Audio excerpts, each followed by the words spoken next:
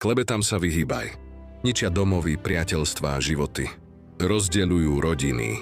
Vedú k nešťastiu. Niekedy až k smrti či väzeniu. Dávaj si pozor, komu načúvaš. Ak to nie je tvoj problém, nepleť sa doň. Raz v starovekom Grécku prišiel niekto za Sokratom a povedal: Sokrates, vieš, čo som počul o tvojom priateľovi? Sokrates ho zastavil. Počkaj chvíľu. Skôr než niečo povieš, podrobme to skúške 3 filtrov. Prvý, pravda.